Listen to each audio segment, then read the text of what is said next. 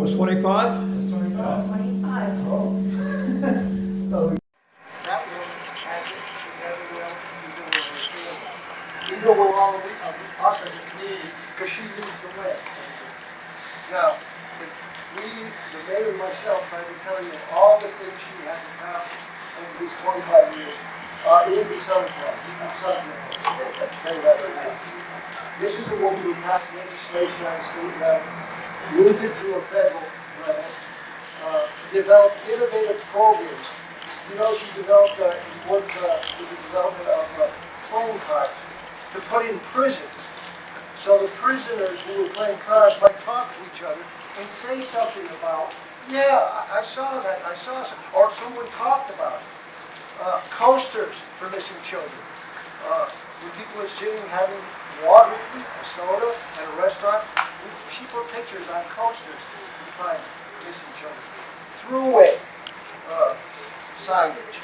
A while back, when I was the chairman of the task force, I got Governor Cuomo to put the missing pictures on throughway programs when he had it. So, the first state in the nation to use our transportation system. But it even went beyond that. You know, in August, what's the date, the 20th, for Missing Persons Day? April. We have a Missing Persons Day in New York State because of Mary Lyall. We bring people in, she brings people in from across the state to be commiserate, to talk about these innovative programs, to help us develop more legislation. We have what's called a memorial. I don't know how many states have that. I call it a memorial. Not a memorial, because she's not gone. As far as I'm concerned, the missing person is still there. We're still active. So this helps us remember. We tell families, you're missing person's name on there. We're not saying it's a memorial. We're remembering. And if we keep remembering, we keep doing the things Mary talks about, bringing this story to life every single day, there's a chance we're going to find out what happened to Suzanne Gloria, one way or another. We hope she's returning for some reason, but one way or another, there's got to be some closure. I'm just looking for closure. And that's the most difficult part of this whole thing after 25 years. So we have a great mayor here. I want to bring Mary up if I could. And maybe the family members, the daughter, and she's got a son here. And I know the mayor wants to say a few words, but this is a proclamation.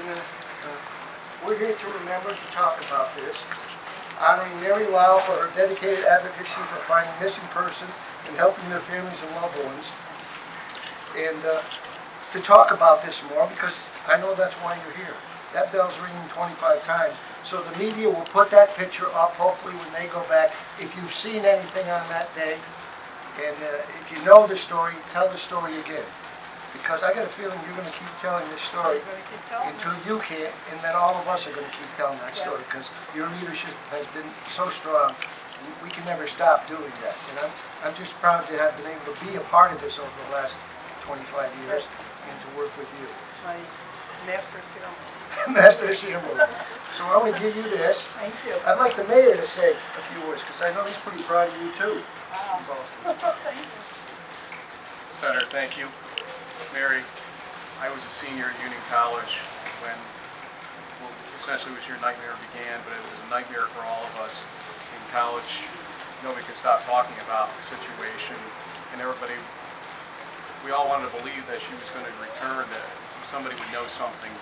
His college circles are tight enough where that would happen, and it didn't. And to this day, I think I felt that spirit's still here, that Suzanne is with us here today. In some way, shape, or form, Suzanne is with us here today, as that bell tolled 25 times.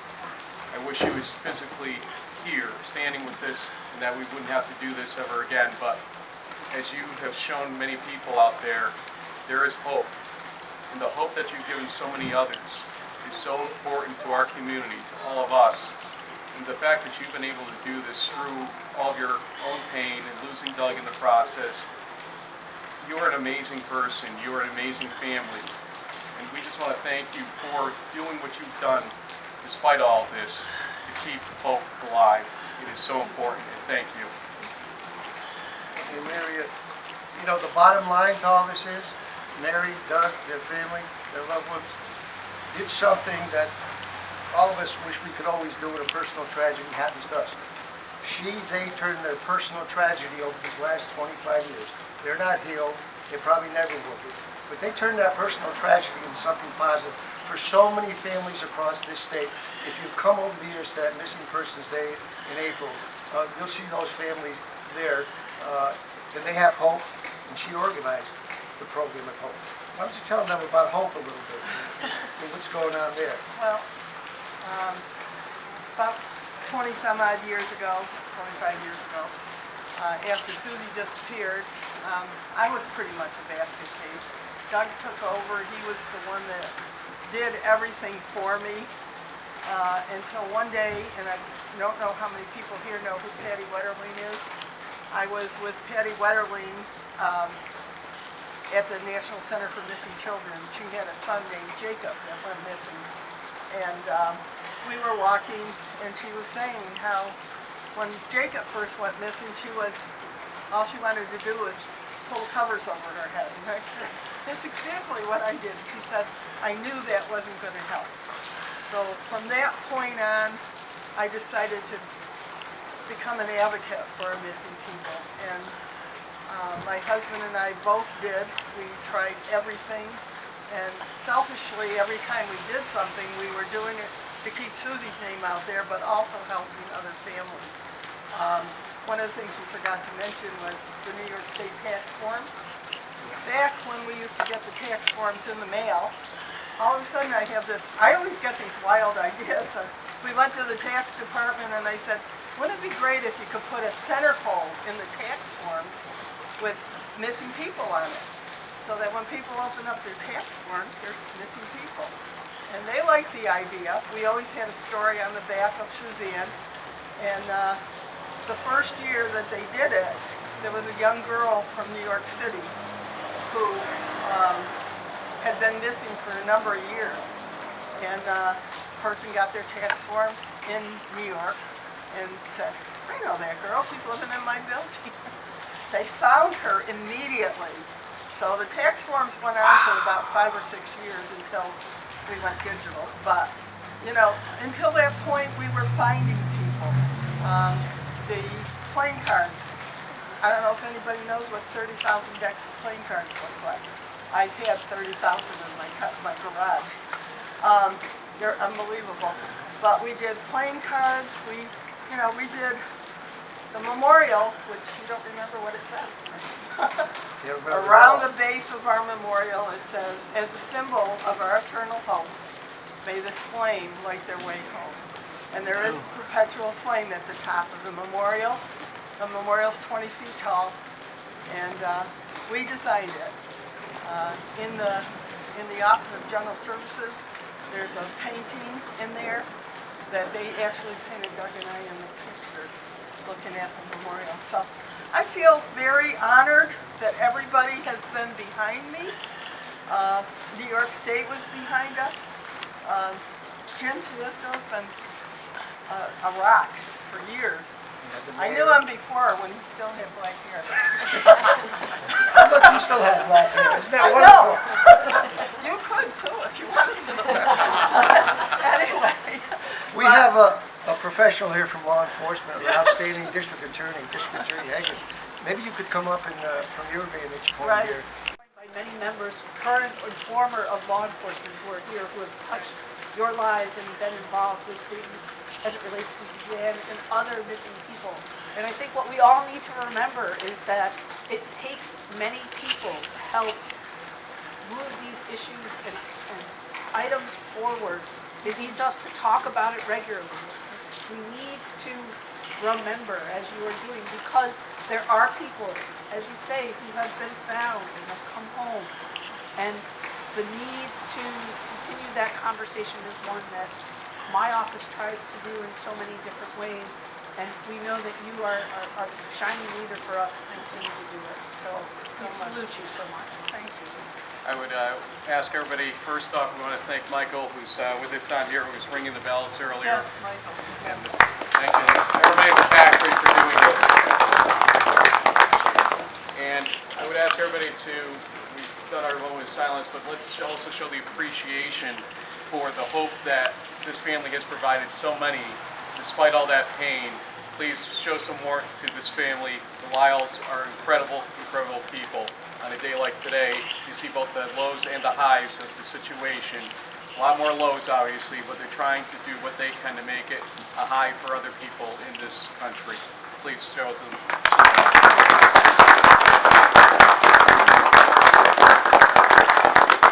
And I remember when we first had the event here, we didn't have a young, handsome new mayor at that time. You still don't. We had that guy over there, Mayor Romano. Why don't you come up, Mayor Romano? Yeah, he was the mayor 25 years ago. He was the one that asked me, hey, would you do a proclamation? And I was like, in a heartbeat. When he asks you to do something, you do it. Yeah, right. See, I got black hair. I got no hair. I won't talk about that. Got it. Thank you. Thank you. Thank you so much, everybody. How does it feel to see the community continue? Oh, I'm so grateful. It's just unbelievable. I just did never expect this. What can I tell you? It's just been it's wonderful that people have been behind us. Anytime we needed something, they reached out to us and said, we'll help you out. That's been great. Can you share some of your fondest memories of your daughter? Of Suzanne? Well, one of the things I've been doing all winter is I found all of Suzanne's poems. She wrote poems from the time she was about, 10 until she disappeared. And I found over 75 poems, and I've been writing them down, and I actually brought them to a publisher last week. So we will get the book. It'll be a small book, not a big book, but because a lot of her poems were short. But I think that's how she dealt with everyday life. And really, reading them, I found out more about her than I ever knew, and I just think it's the most wonderful thing. So, and I didn't want her poems to get lost. If I'm not here, I want those to continue on, her legacy. Kind of like Anne Frank. The Anne Frank story. And I think I know where you get your resolve from that one poem about the oyster. Oh yeah, crisis acts as a catalyst for change. The time when things are going badly and sand irritates an oyster and yet yields something beautiful. And that's something that Doug and I could never read. We always put it up for Missing Persons Day, but found it very difficult to read. It was almost like something that she had pre-predicted. But she had poems that were so elegant, and some of the words I didn't even know. I had to look them up. And this was a kid that was, between the ages of, 14, 15 years old, that was writing these poems. And some of her stories I did write a few stories, and they're really incredible stories, especially since everybody here is new to computers. You think computers have been around forever? They haven't. Susie was using computers when she was in, actually before junior high school. She got her first old computer. It was a Commodore. And she would be the only person at the school that knew anything about computers. When the first computer would come into the library, they would call her. They'd say, go get that kid down the road to fix it. Because they didn't know how to fix it. Didn't she take it all apart and put it back together? Yeah, she used to take them apart and, put new hard drives in, and she did all sorts of things that girls don't usually do. So, I think if she was around now, she'd be running a computer company. I'm sure she would. And I hope that's what she's doing. I really do. I hope one of these days we find her and see, whatever. So. Mary, 25 years is a long time to be dedicated to anything. You've been hopeful this whole time. What's the drive that keeps the hope, and what's been the most challenging part of the 25 years? Challenging is losing my husband, because he was the drive, basically. He was the one that kept me going, and you know, even now I'm trying to get Missing Persons Day together, and he's not around to kick me in the head and say, you know, get going on it, you know. I need that kind of drive, and also hoping that I will find Susie before I'm not here anymore. So, you know, that's it. I hope. My hope is that she'll be here one of these days. Today I'm wearing her scarf with all her faces. So, so, you know, I try to, you know, use things that, you know, make other people remember. You just received a proclamation. How are you feeling about that? I feel that this is great. This is nice. I got one from Boston Spa the other day. So people in Boston Spa have been the most incredible people. There is a park up the road, Susie's Park, town of Milton, that they named for Suzanne. So, you know, I never expected all these things. This has been wonderful. You know. And what do you have to say to somebody who may be missing a loved one themselves? I did reach out to the to Dan Levy to get a telephone message to the family that just located their missing daughter, because I would like them to come to Missing Persons Day whenever I see somebody and I can make the trip. There was a school teacher that went missing this past summer. The family had reached out to me, and I just had this need. I never met them, but I had this need to go to the wake and the funeral. They were so grateful, because sometimes when you have somebody who understands what they're going through, they're really grateful to have that kind of resolve.